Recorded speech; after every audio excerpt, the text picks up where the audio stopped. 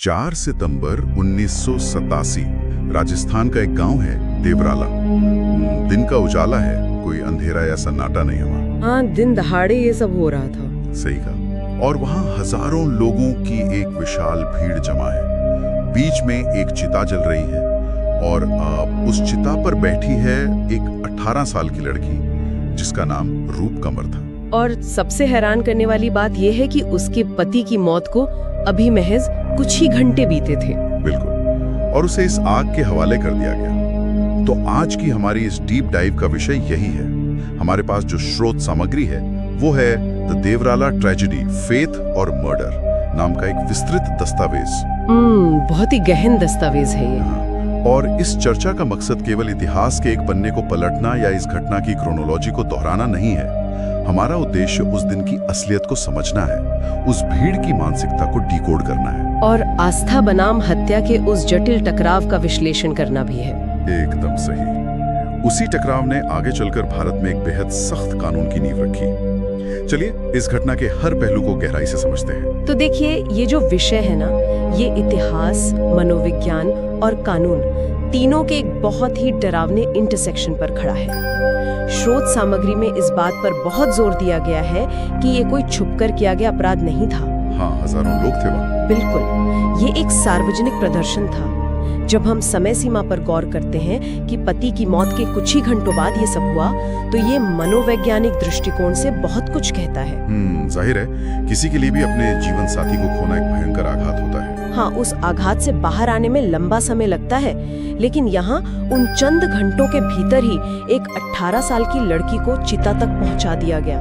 ये जो जल्दबाजी है ना, ये इस घटना की प्रकृति के बारे में कई सवाल खड़े करती है। और जो चीज इस पूरी घटना को और भी ज्यादा खौफनाक बनाती है वो है वहाँ का माहौल। स्रोत में स्पष्ट रूप से बताया गया है कि वहाँ हजारों लोगों की भीड़ थी, ढोल नगाड़े बज रहे थे और लगातार जयकारे लगाए जा रहे थे। हाँ, अगर हम उस भीड़ की बात करें तो इतने सारे लोग वहाँ मौजूद थे और किसी एक ने भी उसे रोकने की कोशिश नहीं की। इसे अक्सर लोग सामूहिक सम्मोहन कह देते हैं, लेकिन मुझे ये कुछ और ही लगता है। क्या मतलब? किस तरह का? जैसे मिलिट्री या साइकोलॉजिकल वॉरफेयर की सेंसरी ओवरलोड रणनीति होती है ना, युद्ध में दुश्मन को भ्रमित करने के लिए बहुत तेज आवाजों और भारी शोर का इस्तेमाल किया जाता है ताकि व्यक्ति कुछ सोच ही ना पाए। बिल्कुल, उसका दिमाग सुन्न हो जाए। तो क्या देवराला में बजने वाले वो ढोल नगाड़े और जयकारे सिर्फ जश्न का हिस्सा थे, या फिर वो भी एक तरह का सेंसरी ओवरलोड था ताकि उस लड़की की चीखें किसी तक ना पहुंचे? तो मतलब वो जानबूझकर किया गया था। स्रोत के अनुसार हाँ, वे ढोल नगाड़े सिर्फ एक उत्सव का प्रतीक नहीं थे, बल्कि वे एक बहुत ही क्रूर भौतिक जरूरत को पूरा कर रहे थे, चीखों को दबाने की जरूरत। बाप रे। जब एक इंसान आग में जलता है तो उसकी चीखें किसी भी सामान्य व्यक्ति को विचलित कर सकती हैं और उसकी सोई हुई इंसानियत को जगा सकती हैं। लेकिन जब उन चीखों को ढोल के शोर तले दबा दिया जाता है तो उस हिंसा को एक पवित्र अनुष्ठान मानना आसान हो जाता है। बिल्कुल सही। यानी वो शोर वास्तविकता को छुपाने का एक हथियार बन गया था। लेकिन फिर भी हजारों लोग, क्या इतने सारे लोगों में से किसी का भी ज़मीर नहीं जागा? यहीं पर भीड़ मनोविज्ञान का एक और अहम सिद्धांत लागू होता है जिसे बाईस्टैंडर इफेक्ट कहा जाता है। दर्शक प्रभाव। हाँ, और इसके साथ जुड़ता है डिफ्यूजन ऑफ रिस्पॉन्सिबिलिटी, यानी जिम्मेदारी का बंटवारा। जब कोई व्यक्ति अकेला किसी को अन्याय का शिकार होते देखता है तो उसे लगता है कि कुछ करने की पूरी जिम्मेदारी उसकी है, लेकिन हजारों की भीड़ में वो सोचता है कि अगर इतने लोग कुछ नहीं कर रहे तो मैं ही क्यों आगे आऊं? शायद जो हो रहा है वही सही है, ये सोच हावी हो जाती है। बिल्कुल, सामूहिक उन्माद ऐसी स्थिति पैदा कर देता है जहां भयानक कृत्य भी सामान्य और कई बार महान लगने लगता है। देवराला में मौजूद लोगों ने अपनी व्यक्तिगत सोचने समझने की क्षमता उस भीड़ के हवाले कर दी थी। अब जब वो आग शांत हुई और ढोल नगाड़ों का वो शोर थमा, तो एक दूसरी तरह का शोर शुरू हुआ, दावों और प्रतिदावों का शोर। हाँ, समाज दो बिल्कुल अलग अलग गुटों में बंट गया था। स्रोत सामग्री बताती है कि एक बड़ा गुट था जिसका दृढ़ विश्वास था कि रूप कंवर खुद अपनी मर्जी से सती हुई थी। उन्होंने इसे पूरी तरह से आस्था और परंपरा का मान दिया। वहीं दूसरी तरफ चश्मदीदों के बयान थे, हाँ, जो दावा कर रहे थे कि रूप कंवर ने भागने की कोशिश की थी और उसे जबरदस्ती उस आग में धकेला गया था। ये बहुत बड़ा विरोधाभास था। लेकिन यहाँ मैं थोड़ा रुककर इस आस्था वाले तर्क को चुनौती देना चाहता हूँ। आज हम इसे बहुत आसानी से हत्या कह सकते हैं, पर हम 1987 के भारत की बात कर रहे हैं। एक ऐसे ग्रामीण समाज की जहां सती को सर्वोच्च बलिदान माना जाता था। सही कहा। अगर उस समय एक पूरे समुदाय की गहरी सांस्कृतिक मान्यता ये थी कि सती होना एक पवित्र कृत्य है, तो क्या हम महज आधुनिक चश्मे से देखकर उनकी आस्था को पूरी तरह से नकार सकते हैं? ये एक वैलिड सवाल है ना? क्या ऐसा नहीं हो सकता कि उस 18 साल की लड़की के दिमाग में भी उस परंपरा की महानता इतनी गहराई से बैठी हो कि उस सदमे की हालत में उसने खुद ही ये फैसला लिया हो? देखिए, ये बहस का सबसे जटिल और महत्वपूर्ण हिस्सा है, और जो स्रोत हमारे पास है वो फेथ और मर्डर के बीच इसी बारीक लकीर को केंद्र में रखता है। तो दस्तावेज इस पर क्या कहता है? कसौटी पर? बिल्कुल।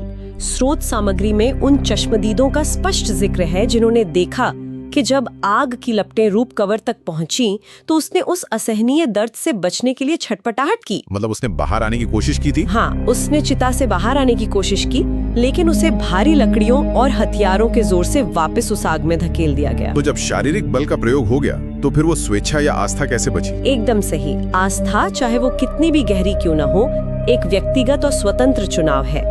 जब वहाँ शारीरिक बल का प्रयोग हो रहा है, जब एक लड़की आग से बचने की कोशिश कर रही है और हजारों की भीड़ उसे वापस धकेल रही है, तो वहाँ आस्था का तर्क पूरी तरह से ढह जाता है।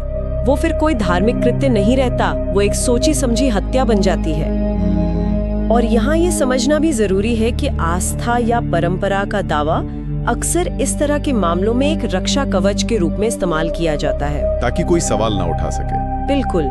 जब आप किसी जघन्य कृत्य को धर्म की चादर से ढक देते हैं, तो आप दरअसल समाज और कानून को उस कृत्य पर सवाल उठाने से रोक देते हैं। ये महिमा मंडन की एक बहुत ही चालाक रणनीति लगती है। स्रोत में भी इसका जिक्र है कि कैसे रातों रात देवराला गांव एक तीर्थ स्थल में बदल गया। हाँ, वहाँ उस लड़की को एक देवी का दर्जा दे दिया गया। उसके नाम पर मंदिर बनाने की बातें होने लगी। और यही सबसे खतरनाक पहलू है। जब आप किसी पीड़ित को देवी बना देते हैं, तो आप दरअसल उसे न्याय से वंचित करने का सबसे प्रभावी तरीका खोज लेते हैं। बिल्कुल, क्योंकि आप एक देवी के लिए न्याय नहीं मांगते, आप उसकी पूजा करते हैं। हाँ, इस महिमा मंडन ने न सिर्फ उन लोगों को कानूनी कटघरे से बचाया, बल्कि उस पूरी कृत्य को आने वाली पीढ़ियों के लिए एक आदर्श भी बना दिया। सोचिए, उन चश्मदीदों के लिए सामने आना कितना मुश्किल रहा होगा। हाँ, हजारों लोगों की उस उग्र भीड़ और एक स्थापित धार्मिक मान्यता के खिलाफ बोलना अपनी जान जोखिम में डालने जैसा था। बिल्कुल। फिर भी जो बयान सामने आए, उन्होंने इस आस्था के खोखलेपन को उजागर कर दिया। और ये बहुत ही दिलचस्प है कि कैसे ये पूरी घटना महज देवराला गांव की सीमाओं तक सीमित नहीं रही। हाँ, इसका असर पूरे देश पर पड़ा। जब ये आस्था बनाम हत्या की बहस गांव से बाहर निकली, तो स्रोत सामग्री बताती है कि पूरे देश में भारी हंगामा मच गया। लेकिन ये हंगामा हुआ कैसे? ये रातों रात नहीं हुआ था ना? वही मैं सोच रहा था। उस समय ना तो आज की तरह 24 घंटे चलने वाले न्यूज चैनल थे, ना ही सोशल मीडिया। फिर भी इस एक घटना ने पूरे देश को कैसे हिला दिया और सरकार को कदम उठाने पर मजबूर कर दिया। इसमें खोजी पत्रकारिता और उस समय के महिला अधिकार आंदोलनों की बहुत बड़ी भूमिका थी। जब शुरुआती रिपोर्ट सामने आई, तो उन्हें स्थानीय स्तर पर परंपरा के नाम पर दबाने की पूरी कोशिश की गई थी। लेकिन बात छुप नहीं पाई। नहीं, कुछ स्वतंत्र पत्रकारों और सामाजिक कार्यकर्ताओं ने देवराला जाकर जमीनी हकीकत का पता लगाया। उन्होंने उन चश्मदीदों की आवाजों को इकट्ठा किया जो शोर में दब गई थीं। और जब ये विस्तृत रिपोर्ट्स राष्ट्रीय अखबारों के पन्नों पर छपी, तो देश के नीति निर्माताओं और आम जनता को गहरा झटका लगा कि 1987 के आधुनिक भारत में भी ऐसी कुप्रथा को खुले आम अंजाम दिया जा रहा है और प्रशासन मूक दर्शक बना हुआ है। और इसी भारी दबाव के चलते सरकार को commission of Sati prevention act लाना पड़ा, नया और सख्त कानून। लेकिन क्या आपको नहीं लगता कि ये हमारी पूरी व्यवस्था की एक बहुत बड़ी नाकामी है? कागजों पर तो सती प्रथा भारत में बहुत पहले से, शायद 1829 में ही बैन हो चुकी थी। हाँ, राजा राममोहन राय के प्रयासों से। बिल्कुल। फिर भी एक सदियों पुरानी कुप्रथा को रोकने के लिए, जो पहले से ही गैर कानूनी थी, हमारे समाज को 1987 में एक 18 साल की लड़की के जिंदा चलने का इंतजार क्यों करना पड़ा? इस नए कानून में ऐसा क्या अलग था जो पहले की व्यवस्थाओं में नहीं था? ये सवाल उस समय के समाज के दोहरेपन और कानूनी कमियों को उजागर करता है। ये सच है कि कागजों पर सती प्रथा गैर कानूनी थी, लेकिन वे कानून बहुत पुराने थे और उन्हें सख्ती से लागू नहीं किया जा रहा था। बिल्कुल। सामाजिक स्तर पर, खास तौर पर कई ग्रामीण इलाकों में पुरानी परंपराओं की जड़ें अभी भी कानून से ज्यादा गहरी थीं। तो देवराला की घटना एक टर्निंग पॉइंट साबित हुई। हाँ, इस घटना के बाद जो नया कानून बना, उसने सिर्फ सती होने या करने को ही अपराध नहीं माना, बल्कि उसने एक बहुत ही महत्वपूर्ण क्लॉज जोड़ा। कौन सा क्लॉज? सती प्रथा का महिमा मंडन, यानी ग्लोरिफिकेशन ऑफ सती, इसे भी एक गंभीर अपराध की श्रेणी में डाल दिया गया। अच्छा, महिमा मंडन को अपराध मानना, इसका मतलब ये हुआ कि जो लोग वहाँ ढोल बजा रहे थे, जयकारे लगा रहे थे, हाँ, वो सब, या जो लोग बाद में उस जगह को तीर्थ स्थल बनाकर चंदा इकट्ठा कर रहे थे, वे सब अपराधी घोषित हो गए। बिल्कुल, यही उस नए कानून की सबसे बड़ी ताकत थी। उसने ये स्पष्ट कर दिया कि जो भीड़ वहाँ मौजूद थी वो निर्दोष दर्शक नहीं थी, बल्कि वो उस अपराध में बराबर की भागीदार थी। उस राष्ट्रीय हंगामे ने सरकार को ये मानने पर मजबूर कर दिया कि धर्म या आस्था की आड़ में महिलाओं के खिलाफ होने वाली हिंसा को अब राज्य का संरक्षण नहीं मिल सकता। सही कहा। स्रोत सामग्री से ये भी स्पष्ट होता है कि ये सिर्फ एक कानूनी लड़ाई नहीं थी, ये एक वैचारिक युद्ध था। एक ऐसा वैचारिक युद्ध जहां दोनों पक्षों ने भारी लामबंदी की। स्रोत में ये भी बताया गया है कि जो लोग इस कृत्य का समर्थन कर रहे थे, उन्होंने बड़ी रैलियां निकाली। हाँ, इसे धर्म और एक विशिष्ट समुदाय की अस्मिता का मुद्दा बना दिया गया। और दूसरी तरफ वो लोग थे जो मानव अधिकारों, महिला अधिकारों और संविधान की बात कर रहे थे। ये लड़ाई ये तय करने के लिए थी कि आधुनिक भारत का स्वरूप कैसा होगा। क्या वो एक ऐसा देश होगा जो अपने नागरिकों के जीवन के अधिकार की रक्षा करेगा, या एक ऐसा देश जो परंपरा के नाम पर भीड़ को फैसले करने की छूट दे देगा। बिल्कुल, सती निवारण कानून का बनना इस बात का सार्वजनिक ऐलान था कि राज्य अपने नागरिकों के जीवन के अधिकार को किसी भी धार्मिक परंपरा से ऊपर रखेगा।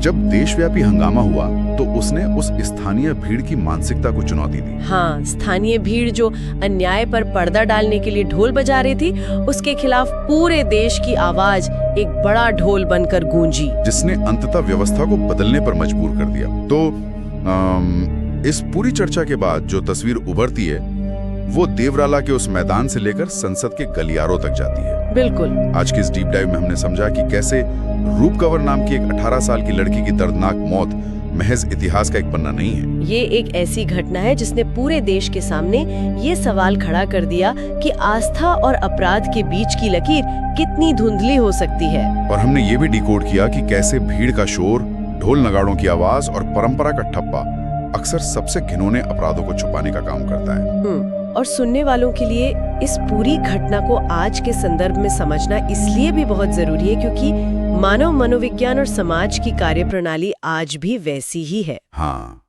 इंसानी फितरत कहाँ बदलती है। ये अध्ययन हमें चेतावनी देता है कि सभ्यता और बर्बरता के बीच की परत बहुत पतली होती है। जब भीड़ एक स्वर में कुछ कहने लगती है तो व्यक्तिगत सोचने की क्षमता सबसे पहले खत्म होती है।